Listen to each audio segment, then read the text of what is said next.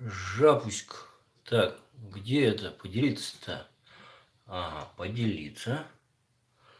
Так, поделиться. Копировать ссылку. Так, стоять. Ой, мы в эфире, ёкарный бабай. Так, мы в эфире. Ага, уже замечательно. Так, что у нас тут дальше? Так. Сразу звук. Нафиг.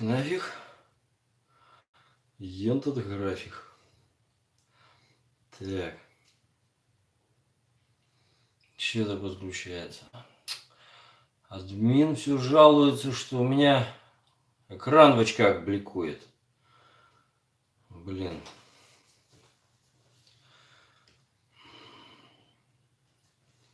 Как сделать-то, чтобы не бликовал? Так. Так. Ага. Пойдет. Так, чат, видны все сообщения. Ага, замечательно. Так. Угу. Криво и косо, да? Ну, блин, что делать? Селфи-палка такой, кривой, как турецкий сабель. И так вот опустился ниже плинтуса. Дошел, понимаете ли, до селфи-палки. Да, в качестве треноги. Угу. Так, звук хорошо. Замечательно. Так, ну, всем добрый вечер. Ё-моё. На вашем канале началась прямая трансляция, стрим. Кто ж ведет-то там, если я здесь? Да. Да знаете, как этот анекдот, новые русские, значит, за столом собрались, сидят там потихоньку тему перетирают, один вдруг подрывается. Его, значит, братаны-то спрашивают, ты куда? Тут, блин, сейф там забыл закрыть, а там брюлики, золото там, все, короче. Ему, значит, ну и чё? Мы же все здесь. Вот, да. Ну, здесь примерно так же. Блин, читать неудобно, да чё? Так. Так. Ой. Так, а если яркость поменьше? О. Ага. Яркость поменьше. Читабельность, в принципе, присутствует. Присутствует. Так. Угу. Уже замечательно. Уже здорово, уже хорошо. Да. Всем добрый вечер. Всех категорически приветствую. Значит, смотрите. Что я вдруг полез в психологию, какова, так сказать, моя квалификация в этой психологии и так далее. Ну, в принципе, психология мне была интересна. Я еще в годы учебы интересовался непосредственно судебной психиатрией. Были вот эти вот моменты как-то интересные. А дальше банально наблюдательность, бытовой, житейский какой-то опыт за вот этим вот всем хозяйством и так далее. Специально какую-то психологическую литературу, в общем-то, я не читал. Ну, как? Скажем так, с Фрейдом знаком. Читал, плавали, знаем, что называется. Но это было давно, я уже даже не помню, что именно я читал. Значит, с Юнгом примерно точно так же. Сразу после Фрейда, значит, переполз на Юнга. Вот, было чертовски интересно, но совершенно не по профилю.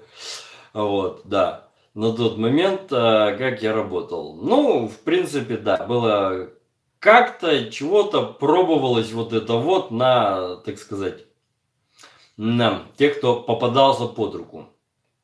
Вот. Позже чего-то такого дополнительного, значит, я как бы не читал, не изучал. Вот. Мне было интересно самому допереть. И вот сейчас, после того, как я, собственно, составил собственное мнение вот по вот этим всем, собственно, психологическим моментам, вопросам, вот теперь интересно смотреть, чего об этом всем хозяйстве думает, так сказать, официальная наука психология.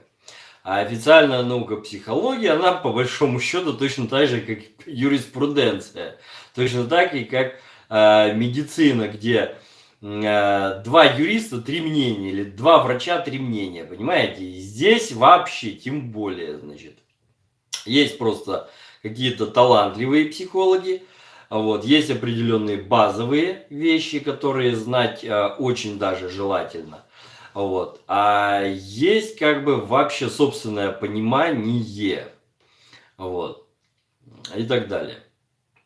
При этом всем возникает вот по большому счету куча в общем-то вопросов на тему, а какого черта? А какого черта вот это вот все не подается любым образом, не преподается, значит, в учебных заведениях, ну хотя бы тех, которые после школы идут. У нас было бы значительно меньше проблем, элементарно в семьях, у нас было бы значительно меньше проблем в обществе, было бы банально больше понимания. Но вот это вот все, оно так, знаете, его очень интересно запихали, например, в маркетинг. Все вот это вот запихали. И по большому счету все то, что вот я сейчас рассказываю в видео, в роликах, да, то, что я сейчас записываю, там уже записал, выкладывается потихонечку. Вот это вот все, оно как бы есть. Оно описано, причем уже с профессиональной точки зрения. Описывается маркетологами, описывается, значит, там в качестве указаний, там, как обращаться с клиентами, например, с клиентами-мужчинами, да, сильные, там, слабые стороны, там, психологические особенности и так далее.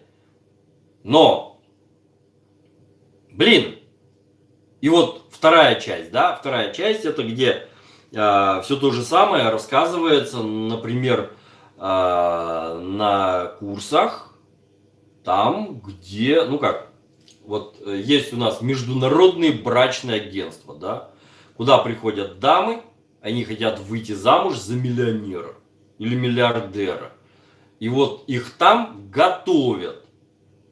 Им, значит, в башку вкладывают определенные базовые вещи, как себя надо вести вообще с мужиком, тем более там с успешным мужиком, чтобы не быть посланной, ну, там,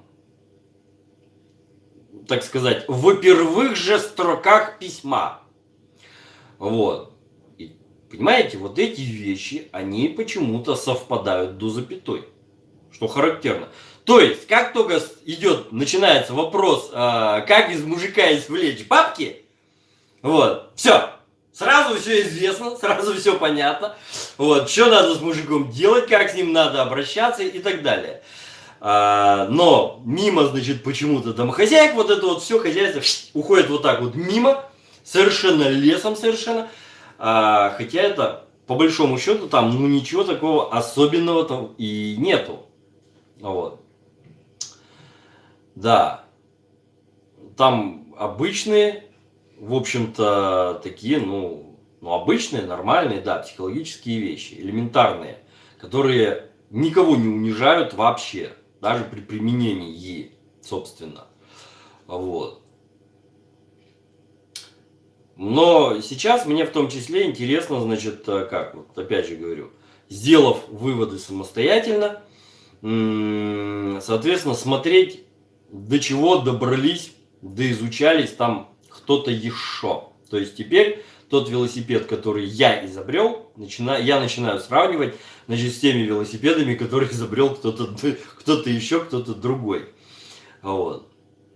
Вот это, конечно, да, очень, очень интересно, особенно с точки зрения, как, ну, блин, вот это вот у нас эксперт, да, там, с международными какими-то номинациями там и так далее, эксперт года там, и идет перечисление в годах там на протяжении последних там 15 лет.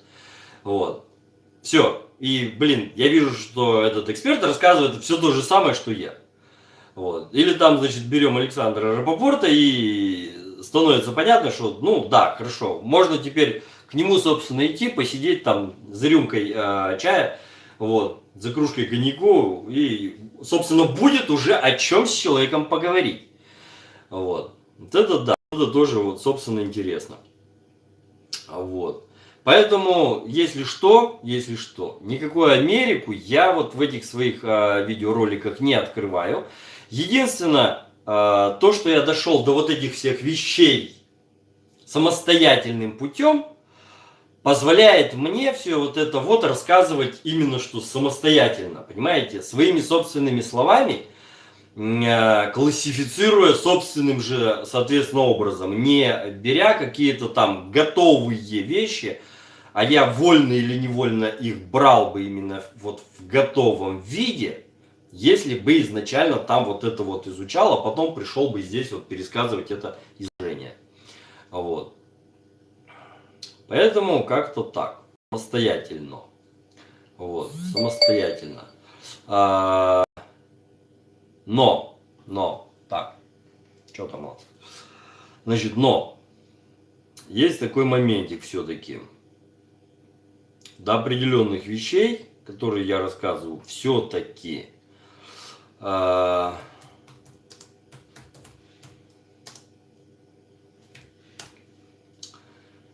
добрался совершенно сам, пока подтверждений не нашел, но и никаких противоречий, в общем-то, я не вижу как бы тоже. Вот. Таким вот, собственно, образом. Так, поэтому давайте все-таки сегодня нашу темку стрима как-то вот на вот этом вот всем психологическом и определим. По физиологии у меня видосов масса, материалов у меня масса. Пожалуйста, у кого есть вопросы, значит, смотрите, читайте или ждите до следующего стрима. Про медузы в человеке, еще раз, либо сам человек медуза, бесхребетная, вот, и жгучая, либо про то, что там что-то внутри, это чушь, бред и ересь. Все. Вот. Так, давайте дальше.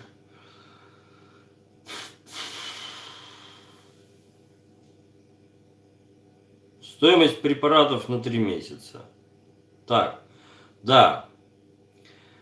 Видео про то, как стать умнее. Память, перешел на сайт, рецепт по подписке. Я не прошу. Рецепт даром спрашиваю. Примерная стоимость препаратов на 3 месяца. Так, один стоит у нас копейки. Вы знаете, самое дорогое там будет лецитин. Если в аптеке, он скотина дорогой. Вот.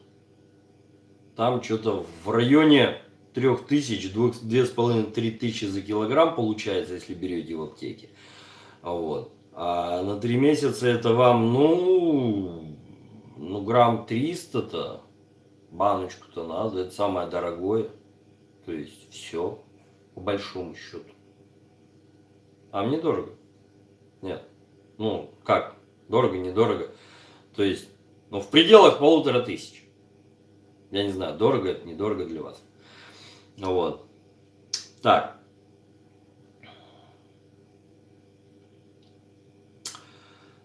Так, здравствуйте, добрый вечер. Гремучая смесь доктора Шульца. Да.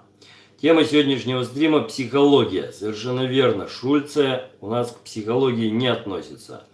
Так, как заказать ваши средства для своих? Нету его. Делал, больше не делаю. Так, поэтому пока никак. Как воспитывать жену? Блин, надо смотреть на жену, надо смотреть на мужа.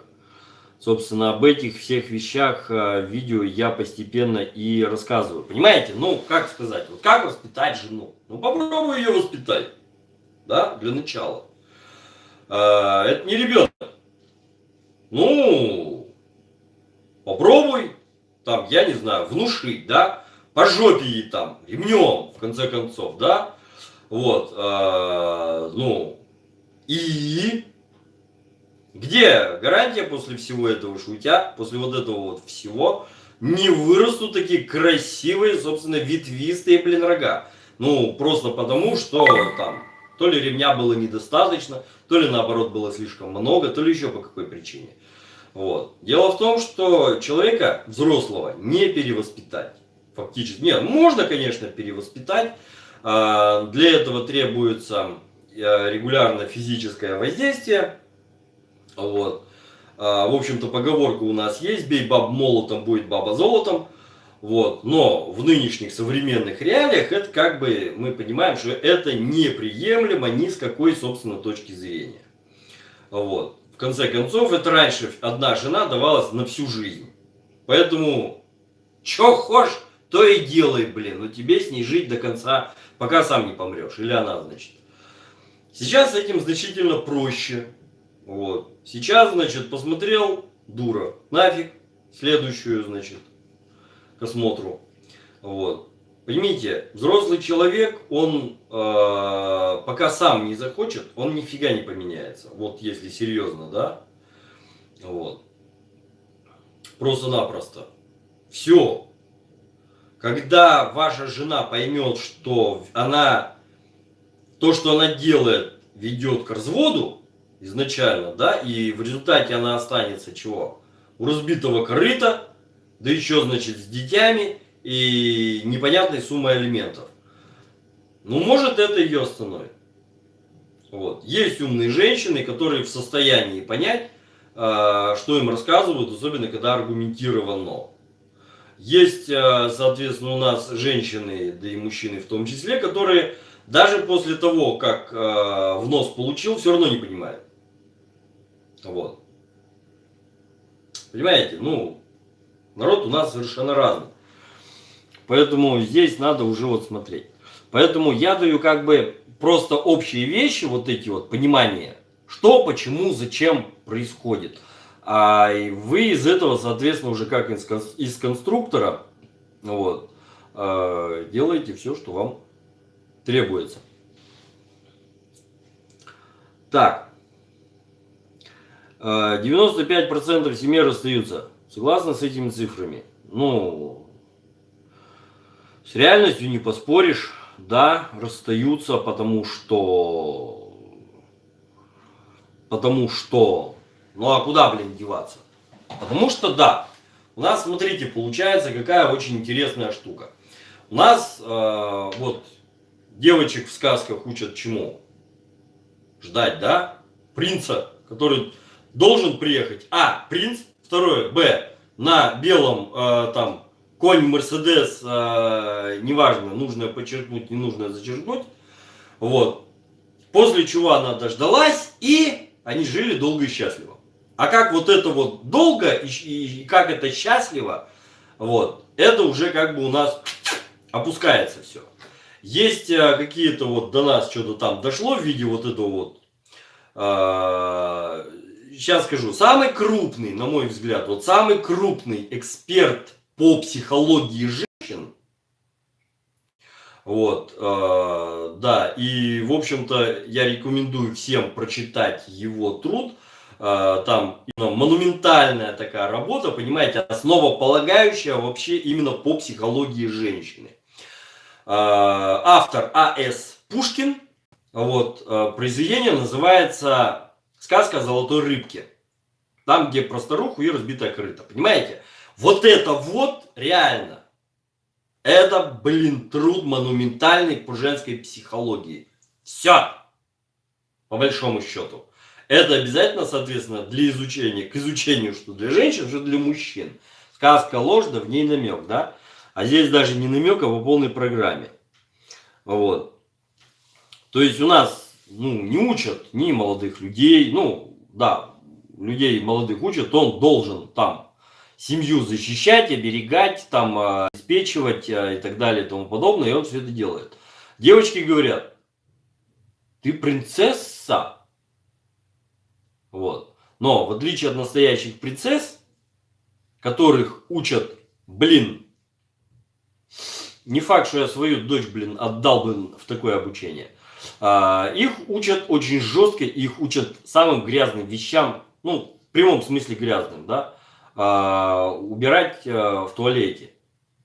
Вот. Причем не просто один унитазик, да, а, соответственно, вот пансионат. И, блин, это фактически та же самая, пансион для девочек, та же самая казарма. И туалет там, соответственно, получается общественный такой. Утренняя толпа пробежала, и там мама не горюй. А потом после обеда толпа пробежала, и там опять, значит. А потом, значит, перед тем, как лечь спать, толпа опять прибежала, и опять все загадили по полной программе. И вот это вот все хозяйство, когда человек убирает своими руками, он теряет такое понятие, как брезгливость к чертовой бабушке полностью. Ему никакая работа не страшна. Нынешние, значит, молодые, так сказать, принцессы, да ёкарный бывает, они даже жрать готовить не умеют. Ну, муж же должен обеспечивать, в кафе водить, пиццу заказывать, то что у нее от этой пиццы, блин, фигура будет такая, что там в качестве платья, блин, чехол для танка потребуется. Ну, до нее, видимо, не доходит. Ну, не сразу. Вот. Питаться в ресторане, это, конечно, прикольно, но это очень неудобно, в общем-то. Кстати говоря.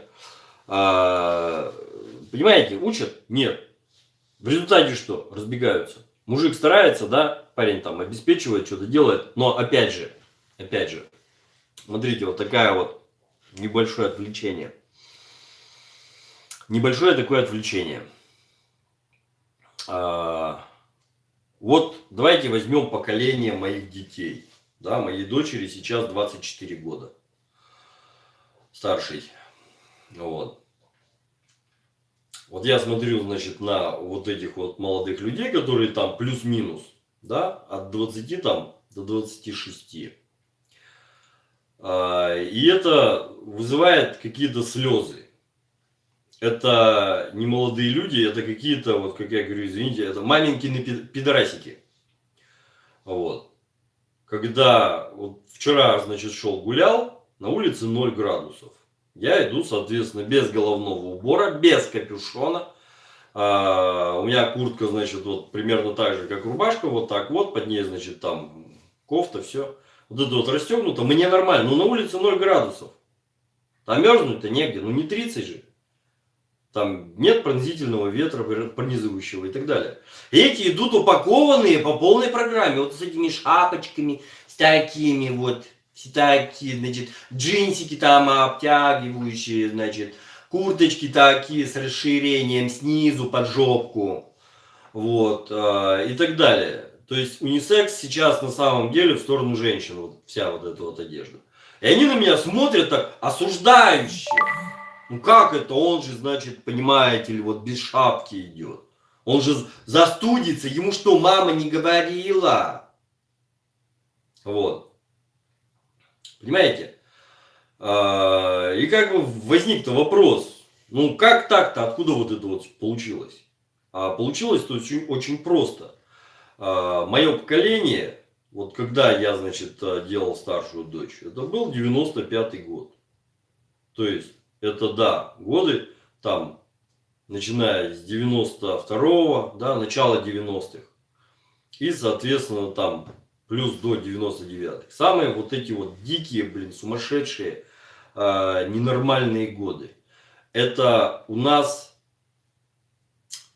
поколение моего отца очень сильно поредело из-за бытовой неустроенности. Люди умирали банально, потому что они умирали элементарно от голода, потому что на макарошках, чтобы нам не рассказывали, долго не протянешь. Или на картошечке. Вот. Людям не платили зарплату. Я тогда все это прекрасно помню, значит, как вот это вот хозяйство было, как с заводов тащили все подряд, и работяги себя виноватыми не чувствовали, потому что, блин, нам зарплату не платят, я чем семью должен кормить? Вот, понимаете? Люди умирали от этого, люди умирали от паленой водки, если не помните, перед этим у нас вообще сухой закон, значит, ввели. Вот. Потом алкоголь появился, но появилось очень много паленого алкоголя, левого совершенно, когда люди, значит, травились в совершенно, так сказать, бытовой ситуации, не алкаши, потому что водка паленая была, потому что спирт был не этиловый, а метиловый. Вот. Мое поколение, соответственно, достаточно сильно проредилось, потому что это и чеченские войны, вот эти вот кавказские все. Вот. И вот эти вот бандитские разборки всякие там, и молодежные вот эти вот махачи, там группировка район на район бегали. Это что-то с чем-то, что-то страшное. Вот. И как раз и получилось-то так, что детей-то вроде понаделали, а обеспечивать некому, с одной стороны, да, потому что был дикий мор мужского населения. С другой стороны, конец 80-х, начало 90-х у нас характерны новой сексуальной революцией, по большому счету, когда все то, что запрещалось советской властью, вдруг стало не просто возможным, а еще и модным. И когда, значит, бодро поскакали, вот, в том числе девицы бодро поскакали, когда, извините, быть проституткой было модно, тем более, особенно валютной проституткой. Вот. Дети, блин, в школе писали в сочинениях, кем хочешь стать. Один, значит, бандитом, вторая проституткой. Это, блин, это не смешно, это реальность. Вот. Понимаете, это писали те, кто вот сейчас чуть младше меня.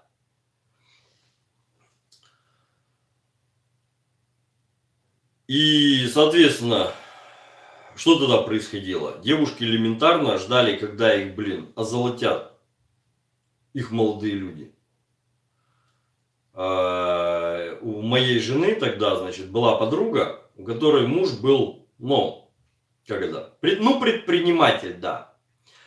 Значит, она заказывала коляски себе по каталогу, это было дико дорого. Одна коляска стоила, как у меня зарплата, а у меня зарплата была хорошая. Вот. Соответственно, значит, моя жена, глядя на вот эту вот подружку там, на то, как та покупает памперсы пачками и их использует, не задумываясь, при том, что памперсы опять же тогда продавались, по-моему, ценник вообще в баксах стоял. Вот. И стоило это все дико дорого. Не как сейчас совершенно. Вот. Она, значит, я хочу такую коляску. Я говорю, это больше моей зарплаты. Вот. Я говорю, я столько не зарабатываю, давай что-нибудь попроще. Ну, значит, найди себе другую зарплату. Понимаете? Сейчас она понимает всю глупость вот тогдашнего своего поведения. Но это сейчас, с высоты прожитых лет, опыта, возраста, там, пережитого и так далее. А тогда она этого не понимала. Она хотела, это было типично. И семьи легко, непринужденно разваливались. Потому что вот, ты мне сделал ребенка, а обеспечивать не хочешь. А ничего, что, блин, работы не было. Значит, либо была, но за нее практически не платили, понимаете? И в результате выросло вот такое вот поколение. Причем, что характерно, понимаете, потом там же пошло как? Когда, значит, через некоторое время девушки начали понимать, что без мужика сложно, начали искать себе другого, начало выясняться, что другой-то готов ее взять с ребенком, но в подавляющем большинстве случаев готов взять, если есть только дочка. А если есть сын, то не хочет. Ну, в принципе, мужика-то можно понять. Вот. Понимаете? И в результате вот эти вот девушки, которым мозги посшибали к чертовой матери тогдашней вот этой вот рекламой. Да вы поднимите концерт, например, Наташи Королевой, где она выходит со своей песней, значит, у меня есть палочка-выручалочка. Ребятки, для меня сейчас вот это вот, как сказать, «Кошмар на улице Вязов» — это комедия. Понимаете? «Оборотень» там где-нибудь там в Париже, еще где-нибудь, это по большому счету комедия. Классическая немецкая порнушка — это тоже, блин, да, это комедия. Но вот эту пошлятину, блин, я сейчас смотреть не могу. Дикая пошлятина именно, понимаете? А тогда молодняку это заходило вообще шикарно. В том числе и девушкам. И все. И семьи просто вот так вот на раз разваливались. Вот. И получалось, что вот эти вот мамаши с сыночками на руках вынуждены были воспитывать их, чего? В гордом одиночестве, да? Растили они их как? Исходя из того, что мужики козлы. Почему мужики козлы? Ну, потому что никто просто так денег, если они у него были, давать не хотел. Это тоже было достаточно распространено, когда, да, но и сейчас, блин, по большому счету, вот это вот поиск спонсора, который будет получать определенные, так сказать, услуги, вот, а в ответ давать денежку.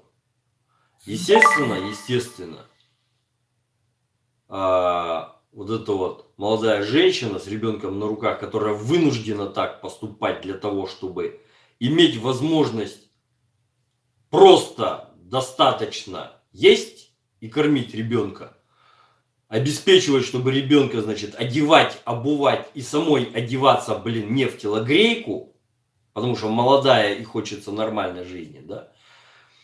Естественно, она себя за это ненавидит, но, естественно, она будет перекладывать ответственность на мужиков, на того, кто ее тогда, по ее мнению, бросил. То, что она его выпнула фактически своим поведением, она, естественно, воспринимать не будет. Вот. Все. В результате мужики козлы. В результате, значит, она ведет типичный женский образ жизни, а мальчик рядом растет как девочка на интересах матери. Вот. Вот эти вот молодые люди, которые сейчас носят вот эти вот джинсики, в том числе драные джинсики, да, я специально уточнил, драные джинсы у нас появились 12 лет назад. Вот смотрите, если им сейчас, вот этим вот молодняку, значит, там 20, 22, да, чего 12 лет тому назад-то было? Им было как раз 8-10 лет, понимаете? Тот самый возраст, когда начинает подражать родителю-то по полной программе. Когда вот это вот все закрепляться здесь начинает из-за растущей, значит, гормоналки. Вот. Понимаете? Все. Что он видит? Он видит джинсики в обтяжечку драненькие. Сейчас эти молодые люди это носят. Ну, потому что для него это нормально. Я не удивлюсь, что там еще и стринги под этим всем хозяйством поддеты. Кружевные. Вот. Все, элементарно. Это точно так же, как, блин, подмышки начали брить. Смотрю, блин, а что это? Ну, потому что мамаши их брили. Эти подмышки. Ну, да. Все. Понимаете? Это на самом деле, вот это вот не то, что психологическая проблема, это национальная катастрофа. То, что случилось вот в эти вот, как нам сказали, святые 90-е. Ну хорошо, я не буду разговаривать матом в прямом эфире. Вот. Поэтому я не смогу охарактеризовать эти самые 90-е именно так, как они того заслуживают. Вот что произошло тогда. Вот как это отрыгается сейчас. И когда, соответственно, нам говорят о том, что у нас патриотично настроена молодежь, вот, и она готова идти, значит, защищать свою родину с оружием в руках, я понимаю, что это, блин, чушь, бред и ересь. Потому что вот эта вот молодежь, как сказать, ну, оружие-то это одно, романтика военная, это, значит, одно. Но, извините, окоп грязный, мокрый, срать на морозе, под дождем, спать, значит, почти в луже, блин. Это совсем другое, это другая романтика. Вот. И если в Первую мировую, значит, Великую Отечественную, наш солдат все эти вещи перенес значительно лучше своих противников по одной простой причине. было очень много крестьян, для которых такая жизнь была, ну, почти нормой в свое время. Понимаете, они были готовы к таким вещам абсолютно. Нынешние вот эти вот избалованные молодые люди, они не в состоянии такого будут пережить. Ой, да фу! Да как он сможет? У него же мозоли. У него же ботиночки намокли. Они же просто не понимают, что такое дисциплина, как девочки. Как говоришь, блин, бери лопату, копай отсюда до обеда, блин. Зачем я буду копать? Блин, ну, не зачем. Потому что надо. Вот, понимаете? Такие вот вещи. Это национальная трагедия. Еще немного такого вот и, знаете, блин, нашу страну можно будет брать просто голыми руками. Японцев вот сейчас надо кому-то завоевывать? Да нахрен не надо никому завоевывать японцев. Вы посмотрите на японцев, на их моду, блин, на то, во что превратили вот эту вот гордую, блин, нацию. Некогда. Гордую, дико воинственную. Сейчас что от них осталось? Пшик какой-то остался сейчас от них. Понимаете? Зачем кому-то их завоевывать, если они никому ничем по большому счету не грозят? Делать у них нечего, кроме их несчастных островов, которых регулярно смывает. Вот. Нас надо, вот, потому что природные ископаемые, полезные ископаемые, вода пресная, опять же, да, новый ресурс, вот, и так далее. Ну, в общем, темка такая, да. Так, ладно, поехали по вопросам. Так, что делать, если муж очень сдержан в эмоциях, не хватает эмоционального тепла, комплиментов, обнимашек, разговоры по душам не помогают, он не видит проблемы?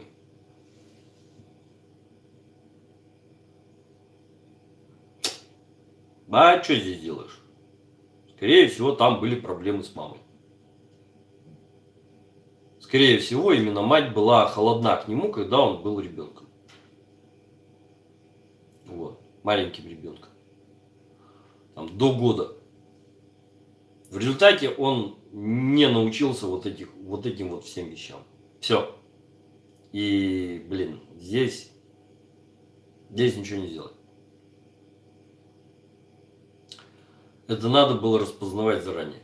Сейчас, еще раз говорю, с человеком ничего не сделать. Да, я знаю такие примеры. Когда, ну,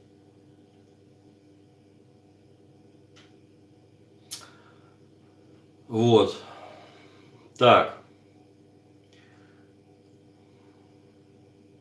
Можно, конечно, попробовать раскачать, если он согласится на походы к психотерапевту, например, да, к психоаналитику. Хотя тоже отдельная проблема найти такового. Вот. Я таковым, если что, сразу говорю, не являюсь ни разу. Вот. Я в этих вещах совершенно любитель. То есть надо поискать нормального психолога, и в принципе, наверное, может даже и получится поработать. Вот. Хотя вот именно вот эти вот люди, да, вот эти вот спокойные люди, это и есть те самые психопаты. Не те, которые психуют, да, и посуду бьют, вот, перегородки выносят, а как раз таки те, кто ведут себя вот абсолютно вот так спокойно. Так. Как считаете, внешность и интеллект связаны? Вы знаете, моя жизнь говорит, что не очень сильно. Ну, не очень сильно. Я очень часто встречал людей, которые выглядели, значит, умными, на деле оказывались, сидя сам открою, да, деревянными, по пояс, причем сверху. И наоборот, люди, которые выглядели, ну, так это, там, я не знаю, как это назвать, значит, только что из-под забора вылез, да, ватник только сменил на курточку, вот, а человек на самом деле оказывался очень умным. Так что, да, принимают по одежке, но провожают-то по уму, так что надо смотреть. Так, гены на интеллект, значит, гены на интеллект, ну, естественно, влияют, но, смотрите, интеллект передается от отца к дочери. К сыну он не передается, что характерно. У сына собственный интеллект. Либо есть, либо нет. А интеллект отца передается дочери.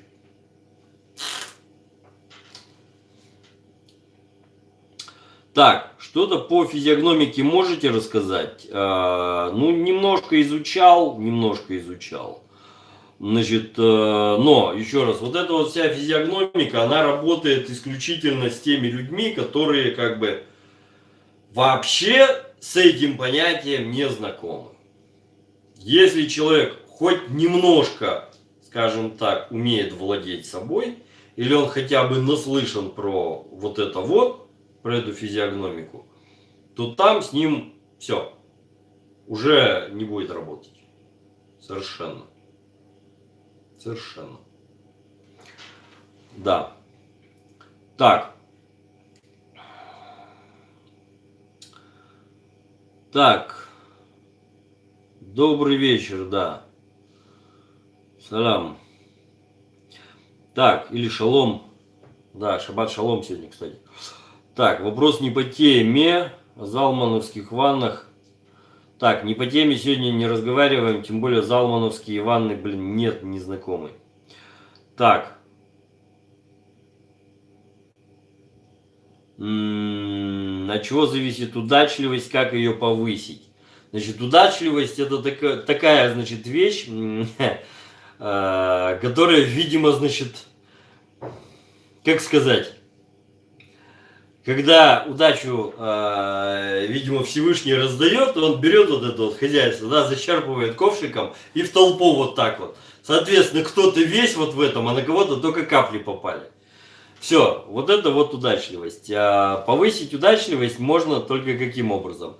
Надо почаще крутиться там, где ее сдают. Понимаете? То есть надо почаще находиться там, где вам эта удача может улыбнуться. Но, естественно, не в казино. Все-таки вот, это будет слишком дорого. Но если вам что-то очень хочется, ну значит делайте в одном и том же месте там и так далее. В конечном итоге вполне вероятно, что все-таки на вас рано или поздно, так или иначе, но обратят внимание именно те, на кого вы рассчитываете. Вот. Все. То есть не мытьем, так катаньем в конце-то концов.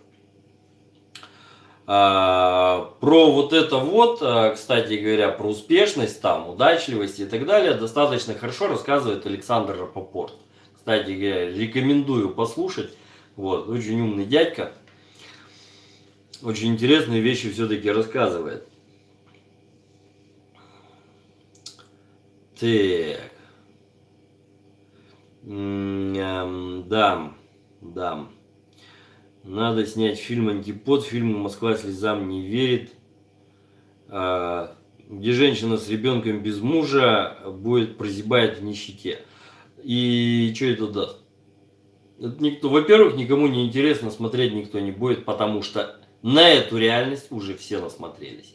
Но при этом всем, понимаете, при этом всем, вот по телевизору постоянно крутят вот ту ерунду, которая приводит к появлению матерей-одиночек. Для чего это надо? Потому что работает программа расчеловечивания элементарно. Понимаете? Все, надо оторвать одно поколение от другого. Надо оторвать детей от отца. Понимаете? Вот в чем дело. Еще раз говорю, интеллект передается, да, от отца к дочери, а к сыну нет. В результате что получается? Вот это вот чудо, блин, выросло в перьях или без перьев. Ну, даже если его отец жив, как это чудо папашу будет воспринимать? Запомните всегда, навсегда. Ребенок воспринимает своего отца строго так, как его воспринимает мать. Значит, еще раз. Ребенок своего отца воспринимает точно так, как мать этого ребенка воспринимает вот этого вот его отца. Понимаете? Никак иначе, никак по-другому. Материал у меня на сайте есть, видео есть, я там это зачитываю. Блин, его раз 5-10 надо перечитывать и перечитывать этот материал, который... Коль, подскажи, как он называется? Блин, вспоминай отца? Нет, что-то в этом роде. В общем, как-то так. Посмотрите, есть у меня материальчик.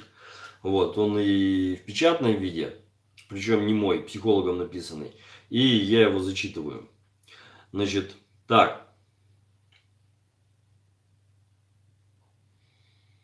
Знакомы ли вы с теорией Бориса Диденко о хищных гоминидах среди людей? Если да, что вы об этом думаете? Нет, не знаком. Не знаком. Так. У баб раз в месяц бывает нервный месячный тик, который копится, вываливается в один ожидающий день. Как с этим быть? Ну, во-первых, надо мужику быть терпеливее, женщине надо держать эти вещи тоже под контролем. Потому что гормоналка гормоналкой, эмоционалка эмоционалкой. Но если женщина, скажем так, давайте вот еще раз начнем с такого. Если ей потребуется в этот день идти туда, где будет встреча, от которой зависит ее карьера и, соответственно, финансовое будущее. Как вы думаете, она справится со своим вот этим вот, так сказать, гормональным всплеском, взрывом? Никаких сомнений. Что ей мешает сделать это дома? Отсутствие мотивации? Понимаете? Вот в чем дело. Так. Почему рваные джинсы это плохо? Объясняю. Значит, как сказать? Есть вещи нормальные, да? Они являются гармоничными. Есть вещи, которые гармоничными уже не являются, и пристрастие к которым является признак патологии. То есть тяга к красивым вещам, новым, красивым вещам является естественной. Тяга, соответственно, к вещам, которые выглядят как сильно поношенные, грязные, как вот идет, потертые джинсы, значит, там бывают именно такие, не просто потертые синие, да, тут светлее, тут темнее, нет, а которые именно выглядят изначально как уже поношенные и грязные. Драные тем более. Это выглядит именно как рванина. Тяга к этому говорит об патологии в психике. Все. Понимаете? Соответственно, вот если это симптом, это говорит о проблемах с психикой. Если человек начинает, соответственно, одеваться таким образом, он заполучает проблемы с психикой. Есть понятие в психиатрии неряшливость в одежде.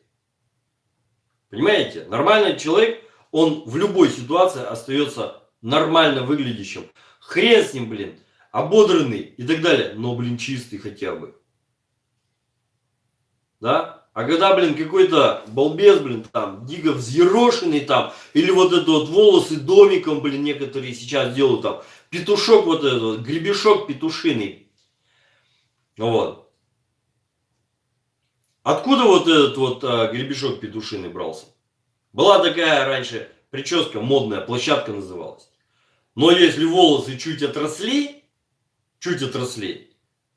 и ты, соответственно, поспал, у тебя вот это однажды просыпаешься, у тебя вот так вот домиком. Все. Если ты сходил, принял душ, значит, потом нормально высушился, у тебя волосы опять, значит, ну как минимум просто вот так вот становятся, да, перестают стоять. Но если ты, блин, вышел вот с этой вот гребешком, блин, все понимают, что ты лошара. Ты даже себя в порядок привести не смог. Но сейчас это ходят и вот это вот демонстрируют вот эти вот маргинальные элементы. Драная одежда, вот эта вот хрень в прическе, отсутствие носков и так далее. Хотите понять одну простую вещь? Значит, как одеваться надо, как не надо, что является нормой, что является дикостью. Посмотрите на королевскую семью, британскую. Какой длины носят платья женщины? Какой длины там рукава? Носят ли там вот эту вот рванину, значит, члены королевской семьи? И так далее. Все. Вам сразу будет понятно. Эти люди, потому что и составляют высший свет. Те, кто одевается так, как они, могут быть приняты высшим светом при определенных обстоятельствах. Те, кто одеты, блин, как попало, вот эту вот рванину и так далее, не будут ни при каких обстоятельствах приняты высшим светом. Все. Это очень простой критерий. Я не высший свет, но и я изначально, значит, смотрю на таких людей, извините, с брезгливостью и пренебрежением. Вот, потому что я понимаю, что у человека даже собственного вкуса нет. Все. Вот. Так.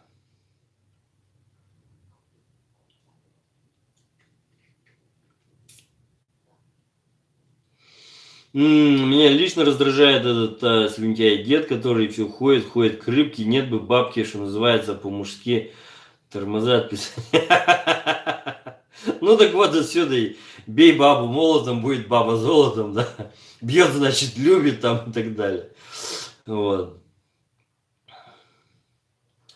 Старый он, видимо, уже был. Старый. Да. Новое поколение не умеет ни думать, ни копать, ни хрена. Значит, так.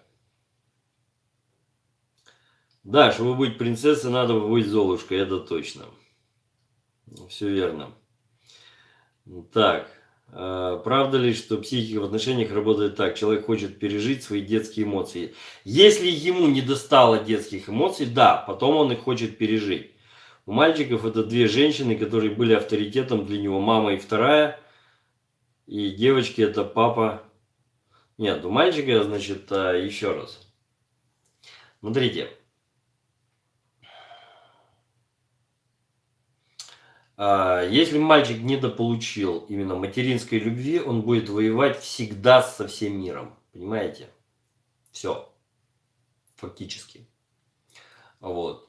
И в материнскую любовь он вряд ли где еще дополучит, потому что вряд ли, значит, ну, раз у его матери вот такой склад характера, мозгов, там, поведенческих каких-то вещей и так далее был тогда, скорее всего, он останется и потом. То есть даже во взрослом возрасте человек не сможет дополучить материнской любви. Все элементарно. Значит, если девочка недополучила отцовской любви, там момент такой, как к этому отцу относилась, соответственно, его жена, мать девочки. Здесь вот сразу вот эта вот вилка появляется мгновенно. Если мать относилась хорошо, все будет нормально. Все будет нормально.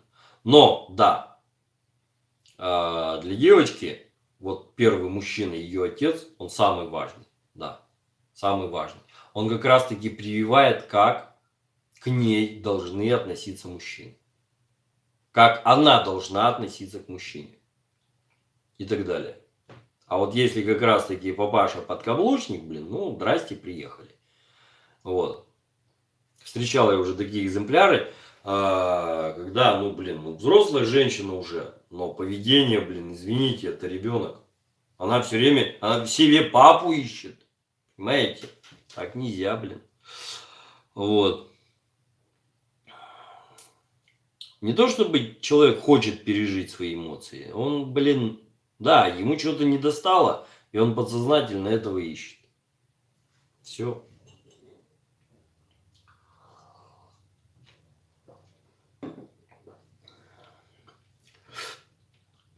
Так, с трудами Андрея Курпатова. Нет, не знаком. Какое отношение к мышлению Александра Невзорова? Знаете, умный мужик, но дурак. И такое тоже бывает. Умный мужик, но дурак. Так, да, отвергается, все верно, отвергается. Так, язык тела можно программировать при желании соответствующих знаниях. Естественно. Или это работает на подсознательном уровне. Значит, смотрите, естественно, пока вы это хозяйство не взяли в свои руки, да, язык своего тела, естественно, он будет отображать вашу подсознанку. Вот. Точно так же, как мимика, жестикуляция там и так далее. Вот. Заметьте, у меня взгляд, вот когда я записываю видео, да, я практически никогда не готовлюсь специально. Вот. Я просто бежу, идея появилась, значит, да, мысли собрались в кучку, отлично, камеру поставил, значит, там как раз где-то это самое, тренога, блин, в углу торчала. Вот. И начал писать. Все. При этом у меня взгляд не гуляет по углам.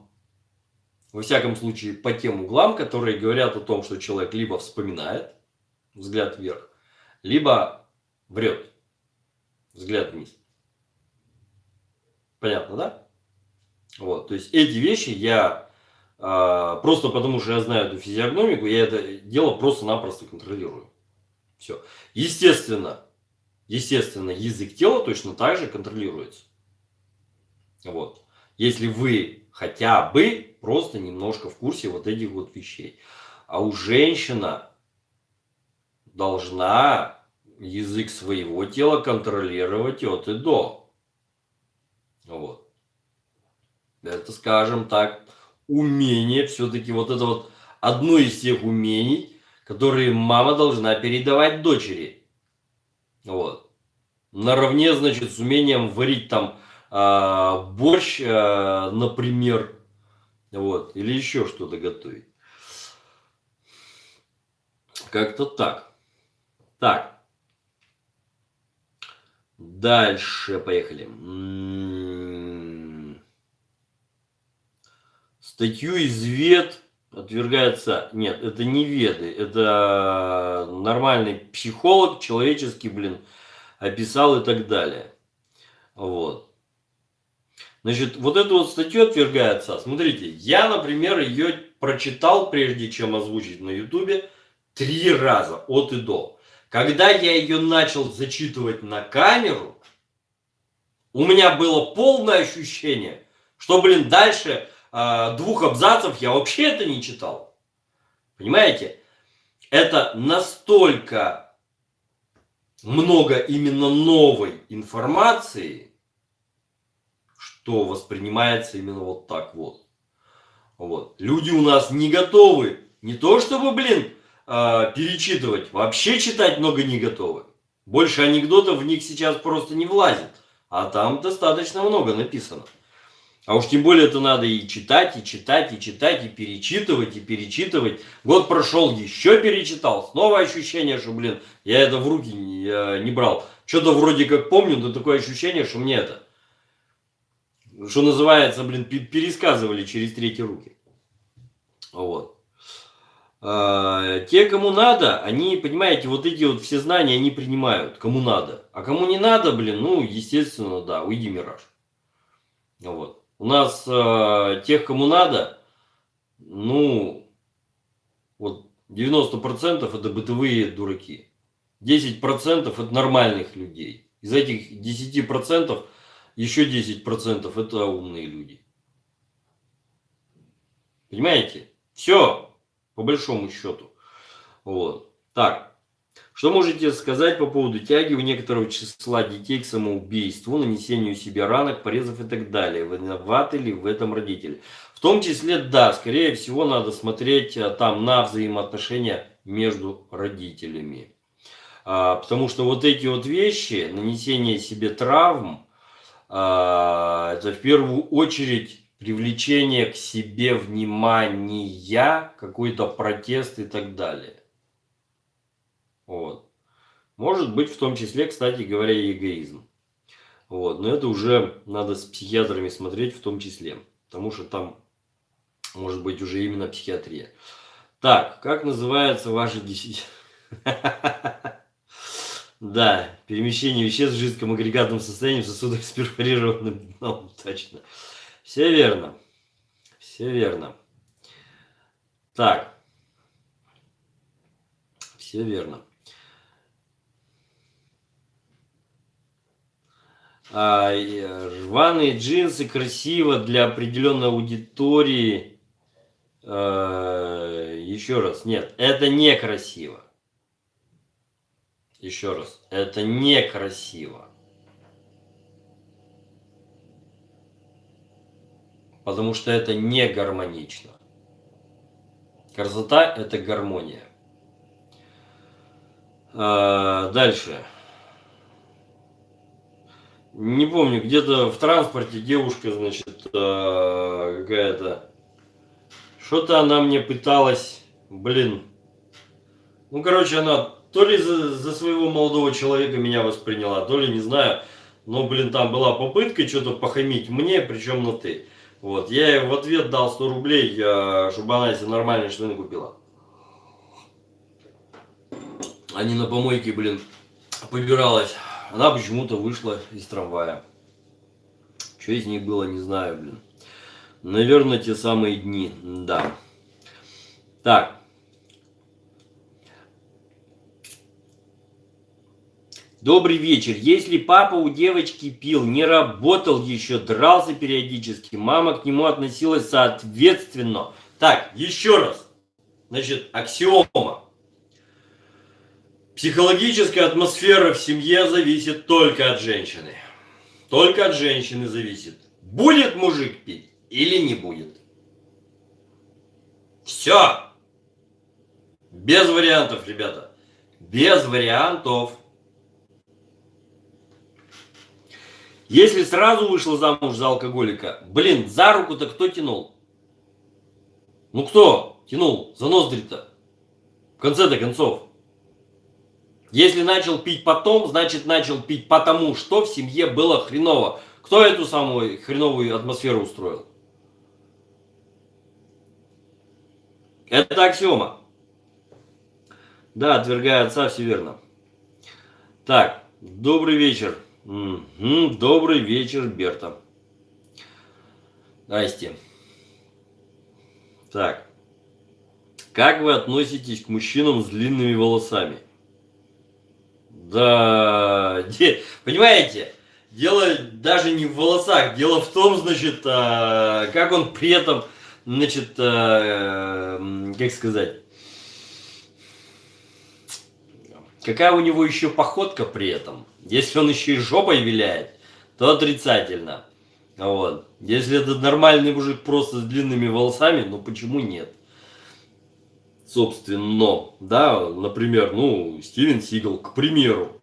Мужик, кто усомнится, блин. Вот. Жены есть и не одна. Например, знакомый у меня абсолютно нормальный парень. Ну да, длинные волосы. Ему так нравится. Ну, делает хвост, носит, блин. Вот. Ради бога. Чего нет-то? Так. К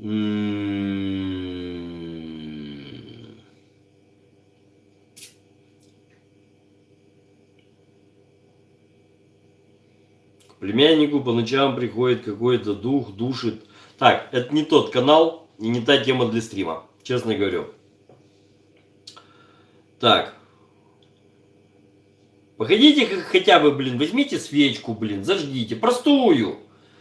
Не надо какую-то там супер-пупер откуда-нибудь, значит, не, обычную хозяйственную свечу.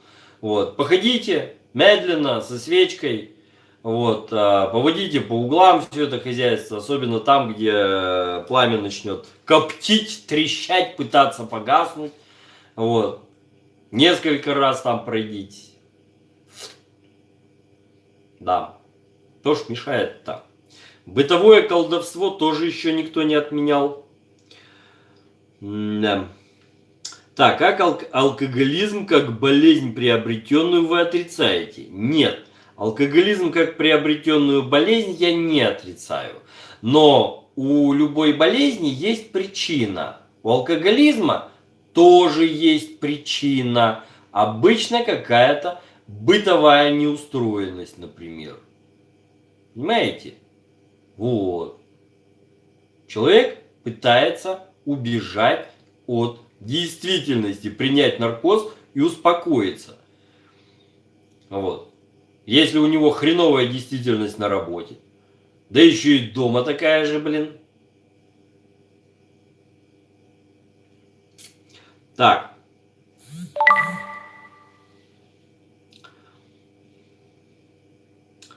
Как-то так. Что у нас здесь? Так, посмотреть удаленное сообщение. Подпишитесь на меня, а я на вас. Ты больной, я больной, приходи ко мне домой. Да? Не прокатит. Так. Как сделать так, чтобы родители были более интересны ребенку, чем сверстники, которые могут свести дитя на кривую дорожку? Так, то есть вы для него авторитетом не являетесь, да? Я правильно понимаю? Что значит? Я просто не совсем понимаю вопрос. Как это родители могут быть для ребенка неинтересны? То есть, что это? Ребенка вообще кто изначально воспитывал, пока он поперек лавки-то был? В садике? В школе? Потом? Да? Родители были где? А когда спохватились? Ну, да, тогда да, поздно. Вот. Кружки детское техническое творчество. Совместная возня, например, там, я не знаю, делать, блин, мотоцикл. Купить убитую трахому и начать, значит, ее восстанавливать совместно с ребенком. Например, заняться вместе спортом, заняться вместе рыбалкой, начать ходить на охоту, ну, куда-нибудь, в общем, с ребенком вместе, значит, ходить. Но, еще раз, не надо быть для него клоуном. И для него надо быть авторитетом. И поймите, вот тот, кто может ему дать в лобешник, для него будет авторитетом. Тот, кто будет с ним сюсюкаться, авторитетом для него не будет. Для него будет лошарой. Все. Это элементарно. Так. Так, бьющие друзья на работе. Еще раз. Когда дома ждет красавица жена, блин, которая именно что ждет там, чтобы, там прям вот... Какие в жопу друзья? Ну что вы, блин, рассказываете? С кем он там чего, куда останется? Ни один мужик не променяет вот это вот, значит, на вот это вот. Ну, опять же, вариантов, блин, как сделать алкоголь отвратительным, блин, дохренище и более. Начиная с того же самого метронидозола, блин, принимаемого одновременно с водкой, блин. Та еще прелесть. Так. А жена пашет на 3 работах, старается семью кормить, значит, действительно. А мужик скотина, а она старается. Еще раз. У него дома работник живет или жена, любимая женщина, красивая. Та принцесса, блин, на которой он женился. Или там все-таки работник, который пашет на 3 работах, который приходит домой злой как черт, уставший как собака. Понимаете, вот здесь вот как раз таки получается то, что вы сейчас пытаетесь мне показать и писать, да? Семья перевертыш. Там, где женщина чего? Взяла на себя роль мужика.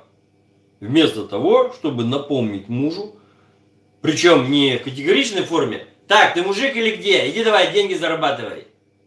Нет. Нормально разговаривая. И так далее.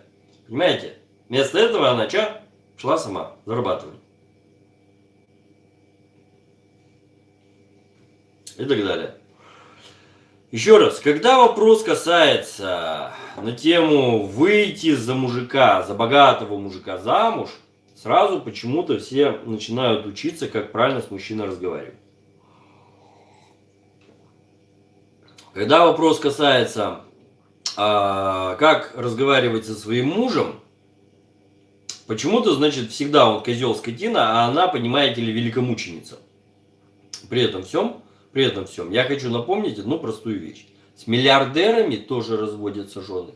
Угу. А там-то что, семью не обеспечивает, наверное, да? Вау! Или что там? То есть, что там ей-то опять не хватало? Скажите мне.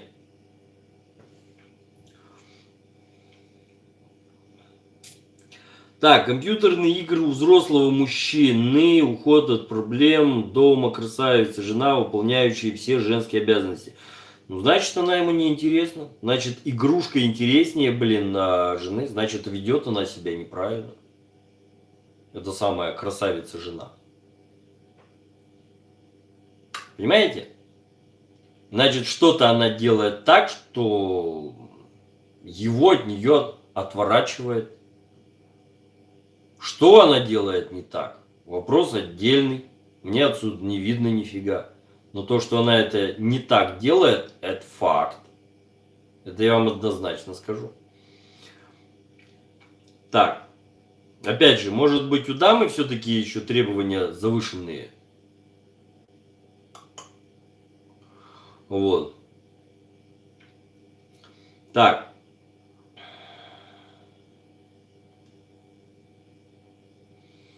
Ну, все правильно, да, и вон Абрамович тоже развелся. Там-то его жене чего не хватало? Чего? Внимания не хватало? Чего там не хватало-то? Ну, ладно, актеры разводятся не там, что он миллионер, что она миллионерша, там, хрен с ним, люди вообще творческие, значит, поэтому там сплошная Санта-Барбара, кто с кем, когда, сколько, вот, и по какой причине. Это ладно. Но миллионеры, миллиардеры, там вот что, внимания не хватает, да, вот. Как тут был пример перед глазами, например. Что развелись? Он говорит, мне внимания не уделяет. Понимаете? А там выясняется, что, блин, ну да, и я бы тоже, например, ей бы не стал внимания уделять. Потому что она как пробка тупая. С ней даже поговорить не о чем. Она не хочет развиваться. Понимаете? Все. Ну, блин, о чем с ней говорить? Она ничего не знает. Она ничего не умеет. Кроме вот этого вот ноготочки, вот волосики, вот накраситься, вот уси, пусть. Кукла внутри пустая. Понимаете? Так вот берешь так вот ей вот. Там звон в башке. Все. Ну, да. Чувак домой приходил, блин. Вот, и все. Пожрал он там, потому что дома, блин, сготовлено не будет. Мама не научила готовить-то нормально. Со всеми вытекающими отсюда результатами. Еще раз. Что-то вы к дамам не очень. Нет, я к дамам очень. Но еще раз, значит, давайте начнем с того, что у меня достаточно большой, богатый жизненный опыт. Очень большой, очень богатый, включая, значит, дам. Вот. И, значит, то, что происходило вокруг меня, я тоже хорошо видел. Я наблюдательный, я в состоянии, значит, информацию накапливать, вот, анализировать ее, систематизировать, выявлять закономерности и так далее. Мне это нравится. Вот, проводить аналитику, вот эту вот всю. Это мне нравится. И понимаете, там, где семья замечательная, да, успешная семья, хорошая семья, крепкая семья, там всегда действуют определенные правила. Первое, жена никогда не выносит ссор из избы. Вот. А то, блин, как сегодня вот в парикмахерской, понимаете, сидит вот это вот там одна и обсуждает, что ее мужу будут делать операцию, значит, по удалению паховой грыжи, блин. Ёп. Она своего мужика опустила ниже плинтуса. Она всем рассказала, что ее мужик, блин, немощен там и так далее. И в ближайшее время таким и будет. Зачем она это делает? Потому что дура. Понимаете? Вот. Второе. В крепких семьях, там, где именно крепкая семья, не выглядящая таковой, а являющаяся таковой, всегда есть общие интересы. И муж с женой, кроме того, что они муж с женой, кроме того, что они партнеры по сексу, они еще и друзья, блин. И она его всегда поддерживает. Понимаете? Вот давайте, вот простой тест. Значит, вот самый простой тест. Вот, значит, допустим, лежит мужик на диване, да, вот. Ничего не делает. Телек работает, мужик на диване лежит.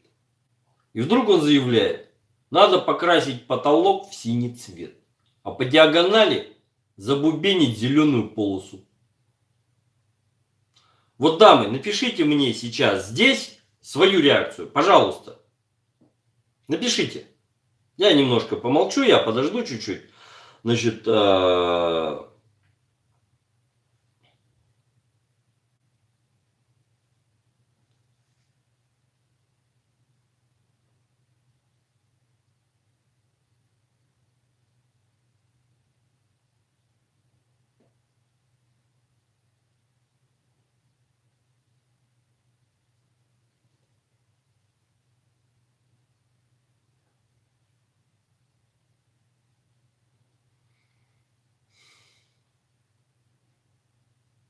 давайте, пока вы пишете, я, значит, схожу.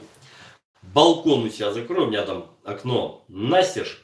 Вот, квартира проветривается, но что-то стало холодать. Да, пока вы пишете. Вот. А я сейчас вернусь.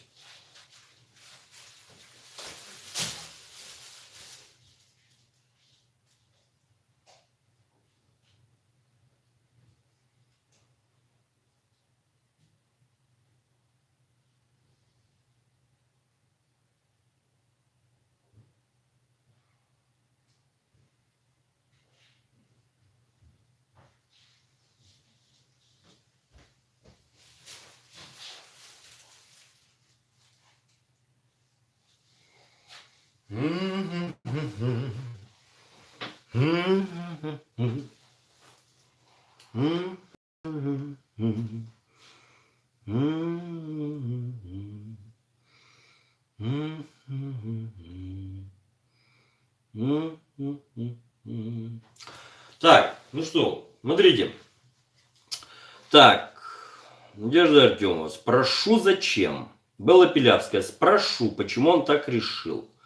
Так, Татьяна Рябченко, про синий цвет, я что бы сказала.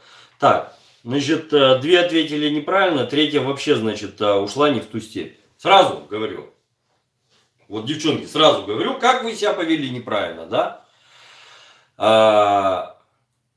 Там, где крепкая семья, правильный вопрос жены будет, когда начинаем, раз. Второй вопрос, чем красим? Валиком, кисточкой, распылителем. Третий вопрос, из какого именно угла, в какой, блин, зеленую полосу? А вот потом, в процессе покраски, уже будет вопрос. Вот. А в чем заключается великий гениальный замысел мужа, что они вот этой вот всей фигней-то занимаются. Понимаете? Но изначально сомнений в том, что если муж так решил сделать, это надо сделать, сомнений быть не должно. Вот в чем дело. Понимаете?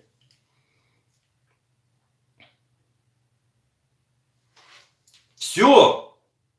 То есть мужик что-то сказал. Вот, Татьяна Рябченко уже поставила его решение под сомнение, несмотря на то, что изначально, значит, как я уже говорил, в любой семье должно быть, как на судне, значит, правила общения, с капитаном, ты бишь с мужем. Пункт первый. Муж всегда прав. Пункт второй. Если муж не прав. Смотри пункт первый. Понимаете? Все. Когда каждый день, каждый раз, по любой мелочи, значит, тюкать вот таким вот вопросом, а нахрена, он просто ничего для начала предлагать не будет. Потом, когда он будет что-то делать согласованное с вами, а вам опять что-то не будет нравиться, он даже потом и делать уже ничего не будет. Даже если согласовал с вами, значит, все, давай делай. Ему будет проще лежать на диване и ни хрена не делать. Потому что так он получит, распиловку мелкозубой ножовкой, значит, по мозгам. Что это, Если результат одинаковый, зачем прикладывать больше усилий? Понимаете? Вот. Все. А какие последствия? То есть вы считаете, что ваш муж дурак? Какие последствия? Ну, покрасить его потолок в синий цвет с зеленой полосой. Ну, какие последствия от этого будут? Или еще раз, значит, или вы должны признать, что вы замужем за дебилом, за идиотом, который предлагает идиотские решения. И вы должны его контролировать, как мамка, значит, нерадивое чадо, неразумное. Понимаете, что происходит? Вот, все. То есть, еще раз. Да, он вот это вот предложил. Ну, даже если он что-то другое предложил. Почему вы считаете, что это как-то навредит семье? Почему вы берете на себя роль контролирующего органа? Вы отбираете у него ту его основную функцию, которая у него основная. Он должен, стратегически решать, принимать решение, причем окончательное решение. А потом вы удивляетесь, что, он так, он сяк, и он вот так вот себя ведет и так далее. Понимаете? Еще раз. Теперь вот смотрите, берете вот эту вот ситуацию и прикладываете ее к другой гипотетической, да? Вы не замужем, вы решили, значит, выйти замуж за миллионера. Миллионер шикарен, значит, охренителен. У него, понимаете ли, там шикарная вилла не одна и не на одном острове.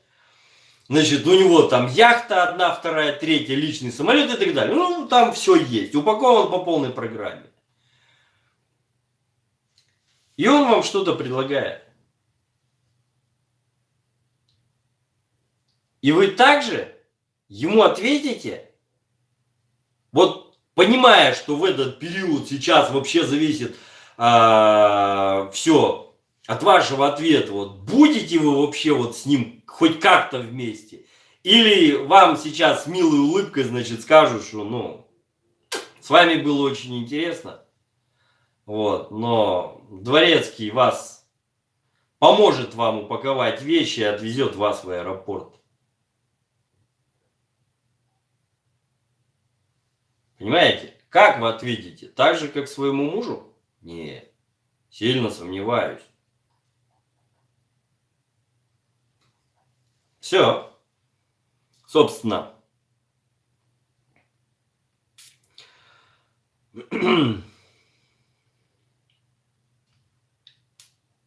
Так.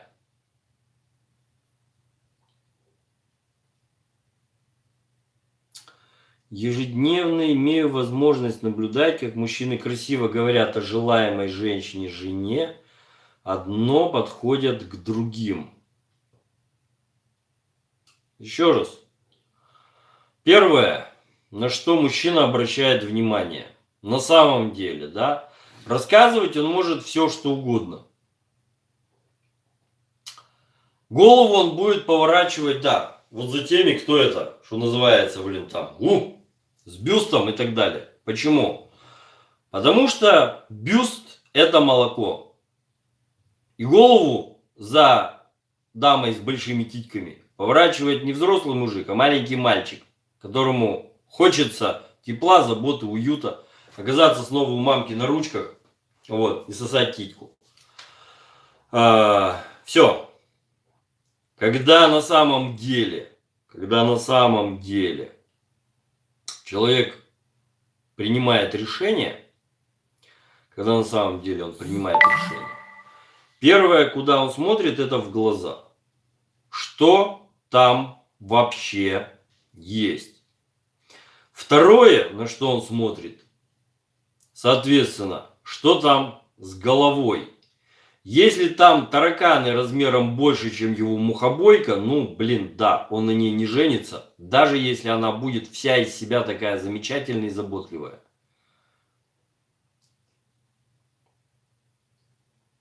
Понимаете? Но есть, да, идиоты, которые бегут за формой, не глядя на содержание. И здесь надо делать поправку, что обычно эти идиоты воспитаны, опять же, кем? Мамами. Исключительно под собственное видение вопроса. Так ведь? Вот.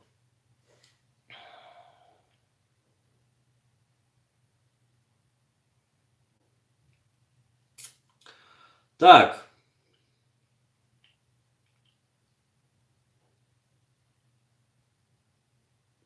Еще раз, скорее всего, там и серьезных отношений-то с этими куклами не будет.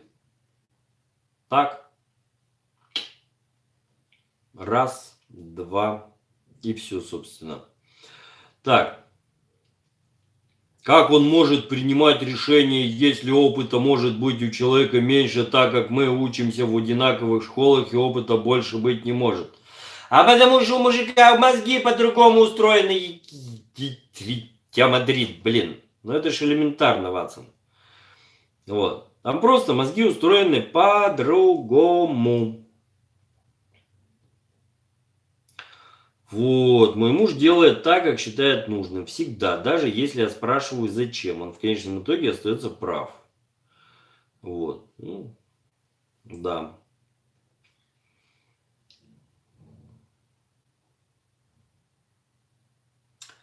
А,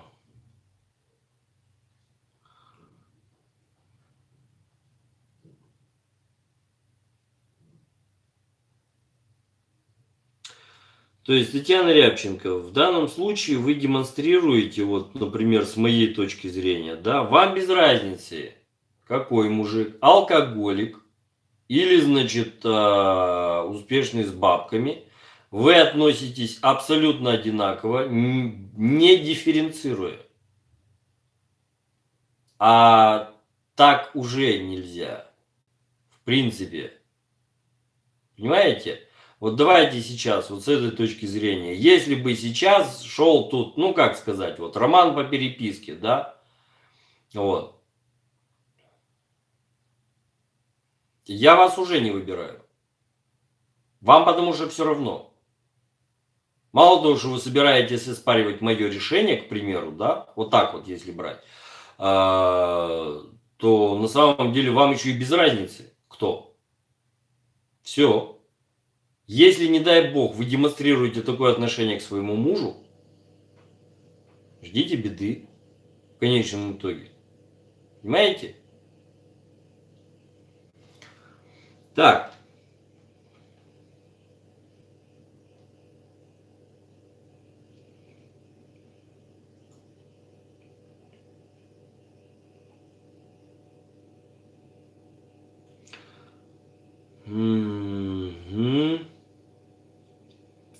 меня муж очень спокойный был, за 47 лет ни разу голос не повысил, но стеснялся ласковые слова говорить.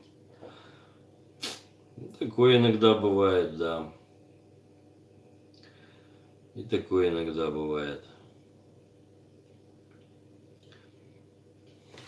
Вот такие вот вещи, ребятки, у нас иногда происходят.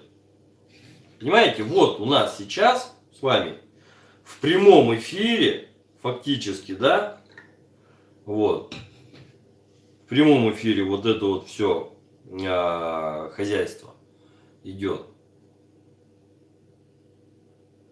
Дама высказывает претензии, значит, к мужчине. Кто он был? Отец ее был, муж ее был. И она демонстрирует совершенно неправильное поведение. При этом даже не желая понять, что ее поведение является неправильным. Вот в чем дело. Понимаете? Я здесь не для того, чтобы поспорить, я просто рассказываю, как оно есть. Вот в успешной крепкой семье вот так вот. Там жена поддерживает, да, любое решение. Вот вам, пожалуйста, две дамы уже написали, да. Берта Кузьмина, вот, и Надежда Артемова. Все. И у них все прекрасно. 47 лет в браке, ну, о чем-то это говорит, да. Вот. И другой вариант. Поведение дамы.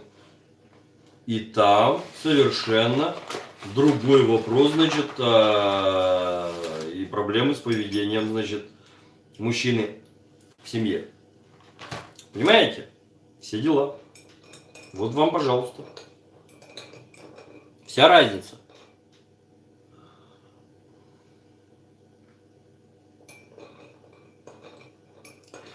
Не оспаривать, а советоваться. Вот именно что. Советовать вы можете. А задавать вопрос «зачем?» это вы требуете обоснования, которое он может дать не всегда тоже. Ну, потому что ему сейчас навеяло. Какая-то идея у него там скользит по краю сознания. Она еще не сформировалась. Но он начинает понимать так, что потолок надо захреначить в синий цвет. Так, по диагонали зеленую полосу, дальше еще не сформировалась. Но вы уже сомневаетесь. Понимаете? Когда вы требуете обоснования его решения, это вы сомневаетесь в этом самом решении. Вот в чем дело.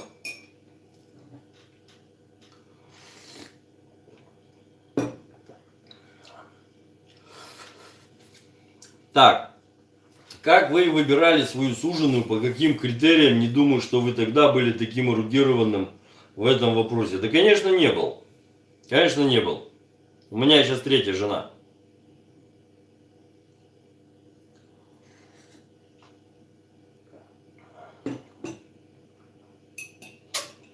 Все. Еще вопрос. Я говорю, у меня богатый жизненный опыт.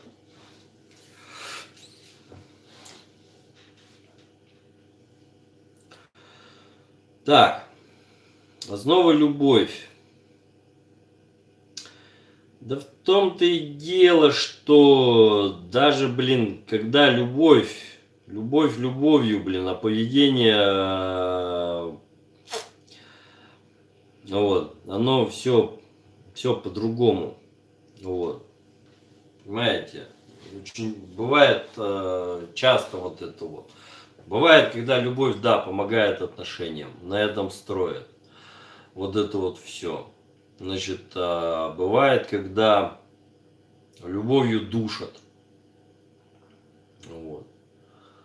И так далее. Любовь, она тоже всякая бывает, интересная. Но без любви, да. Без любви изначально сложно. Вот.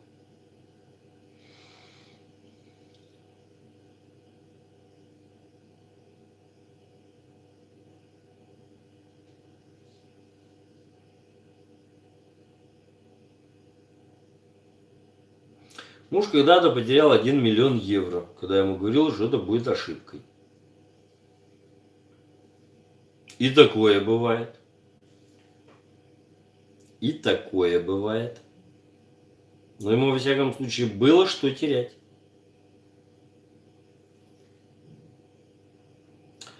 Так.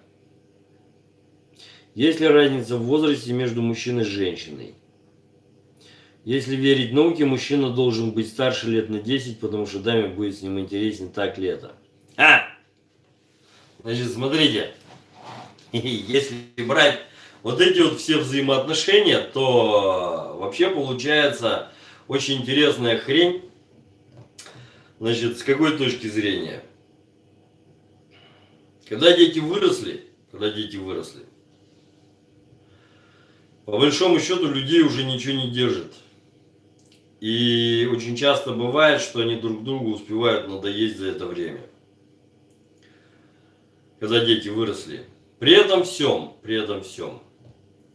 у женщины остается прежнее желание, а мужчина теряет прежние возможности.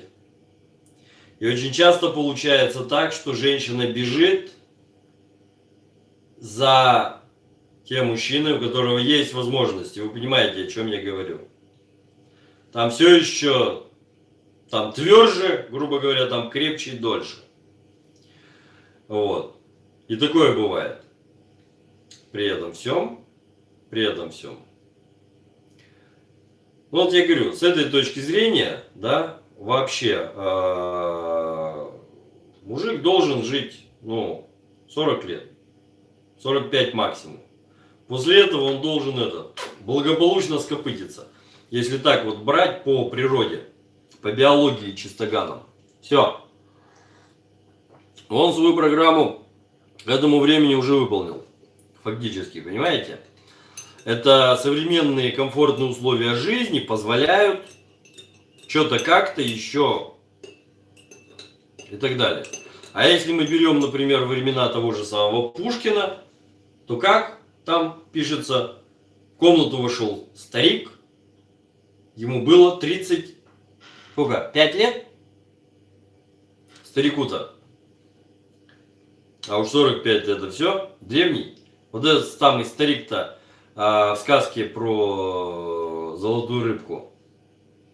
Ему было как раз таки в районе 35, может чуть больше. Все, ребятки. Вы только вдумайтесь вот это вот. Вот в это вот хозяйство. Вдумайтесь. Вот. И чё? И вот эта дама, которой возраст, значит, там 45 плюс, она теперь там с молодыми мужчинами, да? И так далее. Потом, когда она, соответственно, уже надоест, он что? Вот этот вот молодой ее, значит, любовник должен будет ее поменять на кого-то помоложе. Так получается. И таким образом шагать по вот этим вот всем вещам.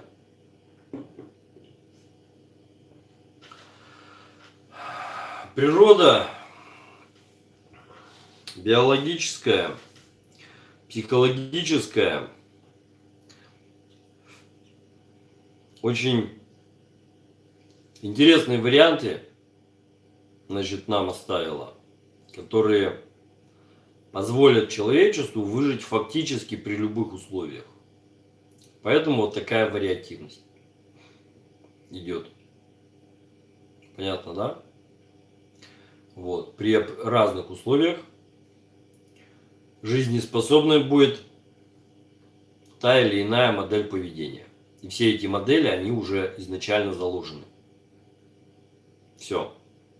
Поэтому брать изначально, какая самая правильная, можно только применительно к конкретной ситуации. После тяжелой длительной войны, когда дикая нехватка мужиков, абсолютно нормально многоженство. Вот. И это многоженство, оно будет поддерживаться жестокими мужчинами, выжившими в этой войне. И которые будут способны держать вот этот гарем в повиновении. Понимаете?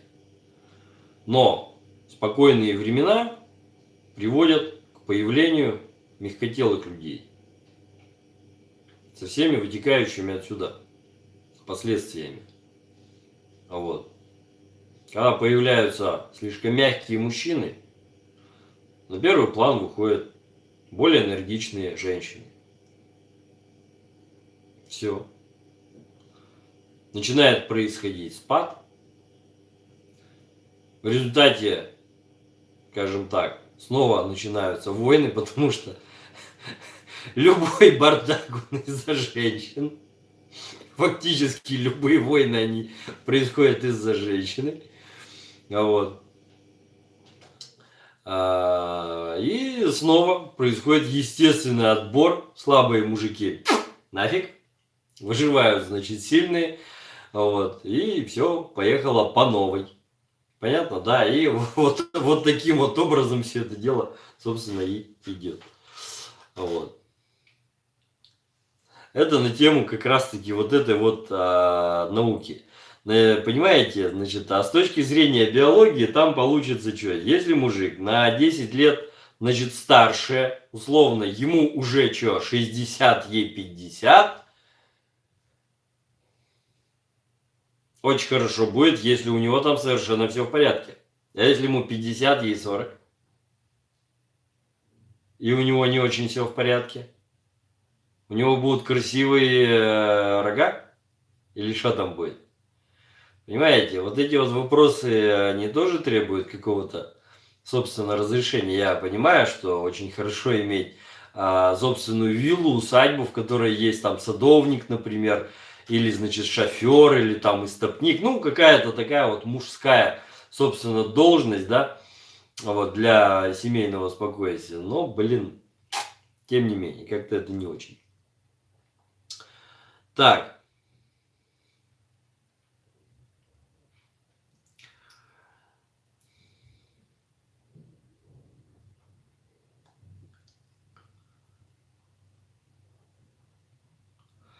Так.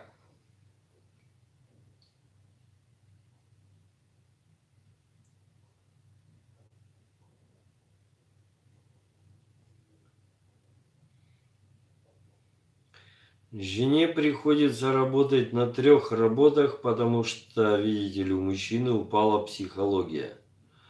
Если жена будет, блин, его вот этим вот пилить, я тебе говорила, надо было делать вот как я тебе говорила. Блин, ну давайте доклюйте. Конечно, там психология упадет, и не только психология. Вот. Если будете относиться прямо противоположно, типа, да фигня какая, блин. Если потерял 1 000 000 евро, значит чего? Значит, это был этот 1 000 000 евро. Ну, раз был, значит, еще раз заработаешь. Дорогой, я в тебя верю. Ты сможешь? Отдохни немножко. И у тебя все получится. Понимаете, есть женщины, рядом с которыми у мужчин вырастают крылья, что называется. А есть женщины, рядом с которыми у мужика, блин, все опускается, там не тоже крылья отваливаются, там все опускается. Вот. Так что, еще раз, за любым успешным мужчиной стоит успешная, умная женщина. За любым опустившимся мужчиной стоит дура. Девчонки, имейте это в виду. Блин, это аксиома фактически. Это уже доказано. В войне выживают трусы. Нет, трусы в войне не выживают на самом деле. Трусов никто не любит, они, ну, выживают, но они живут недолго, по большому счету, и погоды не делают.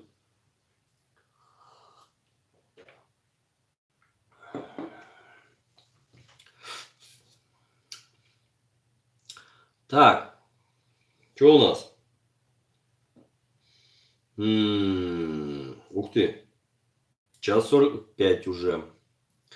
1:45.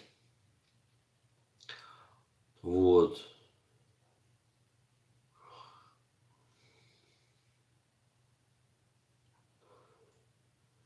И так далее. А что, если бы жена сделала такую ошибку, то что бы произошло? Еще раз, не надо путать мужчину и женщину. Для начала. Не надо путать мужчину и женщину. Разные ошибки, они, соответственно, оцениваются по-разному. И, соответственно, женские ошибки, да, на женские ошибки мужчины очень часто закрывают глаза и ничего не говорят. Но когда такую же ошибку будет делать другой мужчина, ему на это обязательно укажут. Здесь тоже надо это иметь в виду. Вам очень многое прощается за то, что вы женщины. Понимаете?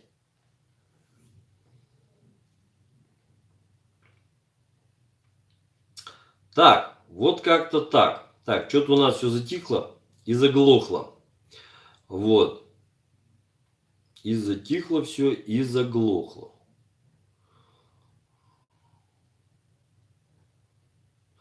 Ну, ладно. Значит, будем закругляться. Значит, будем закругляться.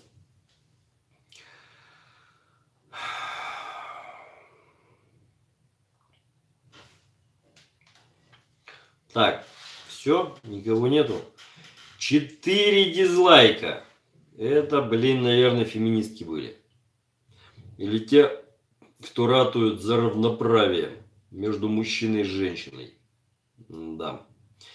Вот. Равноправие обычно заканчивается тогда, когда надо там мебель тяжелую потаскать, например. И сразу начинается. Я же слабенькая, хрупенькая женщина. Вот. Для того, чтобы были равные права, нужны равные обязанности. А женщина не может нести равные с мужчиной обязанности. Разная физиология. Вот. Это разные мозги, по-разному устроенные. Предназначение, опять же, разное. Мне кажется, что вы всех мужчин меряете по себе. Нет, я не меряю мужчин по себе. Я знаю, что мужики тоже бывают разные. Но, еще раз, вот эти вот модели, они в любом случае универсальны. Понимаете? Можно из сильного мужика успеть сделать затюканного идиота. Вот. Трусливого слабака. Можно наоборот сделать из маменькиного затюканного какого-то сыночка достаточно сильного мужчину. Можно. Все зависит от женщины. В конечном итоге. Вот.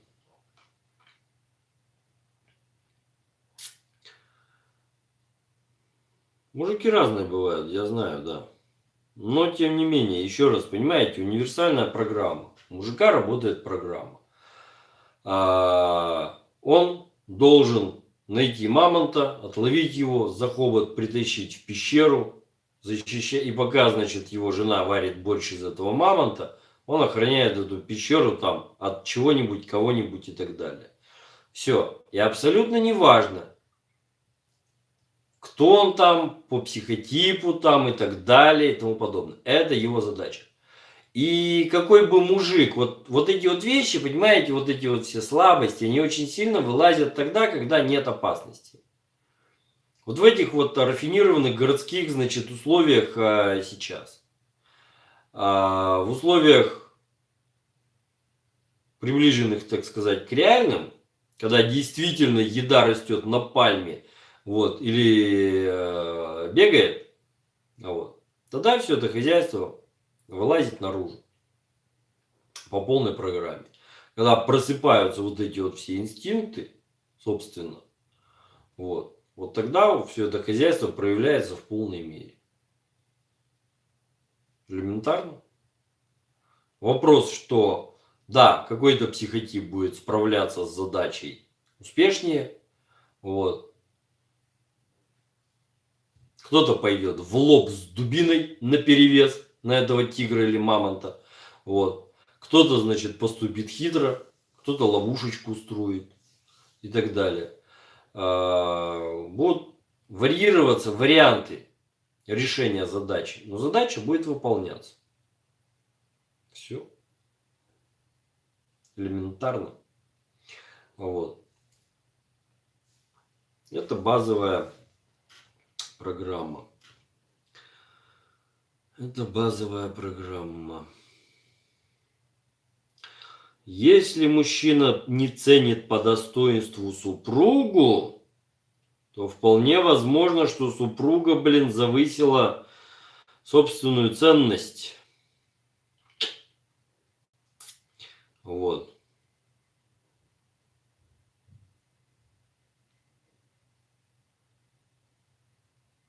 Вот в чем дело.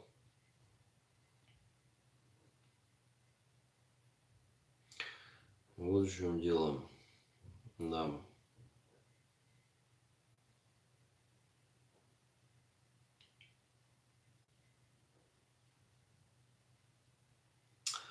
Ладушки. Всем спасибо, что пришли. Вот. Всем спасибо, что поучаствовали в этих всех вещах. Вот. До новых встреч. Собственно. Всем пока. Так, где у нас туда? Вот она. Завершить.